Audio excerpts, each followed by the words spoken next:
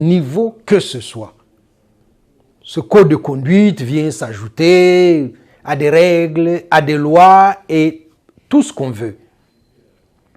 Au niveau de la conduite de la vie d'une nation, il y a le chef d'État, lequel est astreint à un protocole, à des impératifs sécuritaires et doit gérer les relations entre son pays et les autres États, à commencer par les voisins.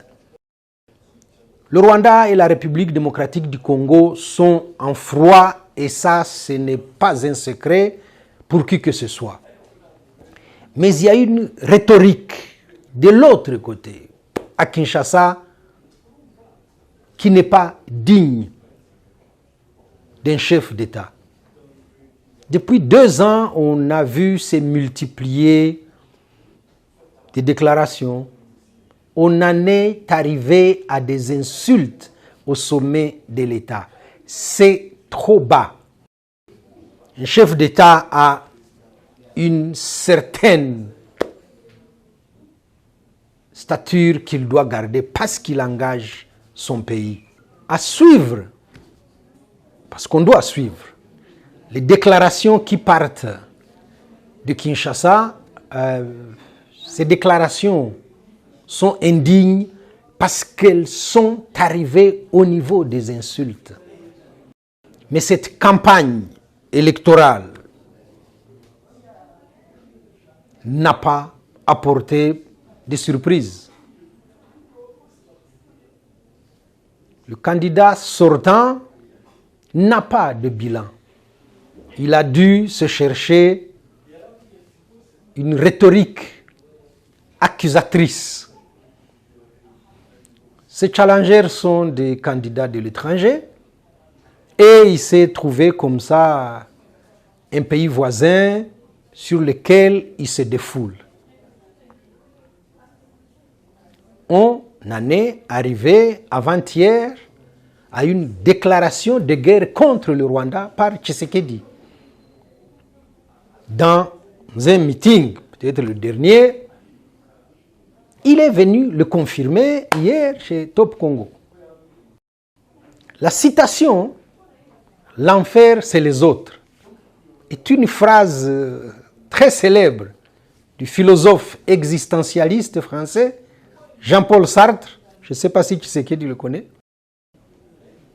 Au fur et à mesure que ces 3 personnages se côtoient, ils commencent à se juger, à se torturer mutuellement et ils deviennent comme ça incapables de s'entendre et de trouver une quelconque forme de paix.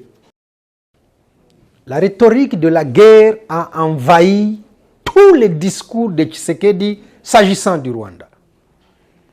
Ce décalage résulte d'une évolution sémantique mal ficelée, dont les premières manifestations remontent aux affrontements entre le M23 et les FARDC et qui culminent comme ça dans cette déclinaison qui frise l'obsession. Sa déclaration de guerre sur Radio Top Congo après l'avoir proclamée dans un meeting la veille. Mais le Rwanda a assuré la population rwandaise. Toutes les mesures sont prises et on n'a pas à s'inquiéter. Mais il est désormais attesté que Tshisekedi fait vraiment une fixation sur le Rwanda et son président Kagame. Mais il n'a que 2 mots pour le dire.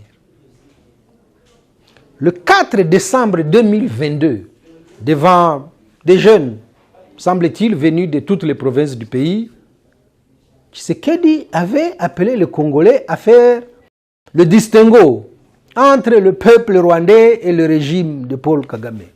Ils ont besoin de notre aide pour se libérer. Cela n'a rien à voir avec ce que leurs dirigeants sont en train de leur imposer.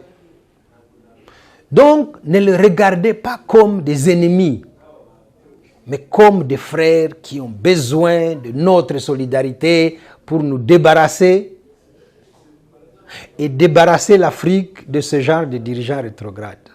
C'était ça sa déclaration. Mais durant toute la campagne électorale.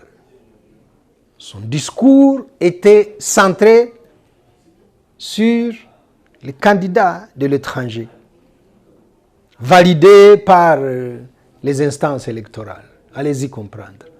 Et un soutien imaginaire du Rwanda à ces derniers, parce que le bilan est, lors d'un meeting tenu vendredi 15 décembre à Chikapa, dans la province du Kasaï,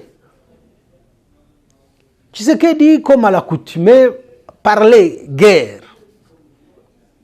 Tshisekedi ne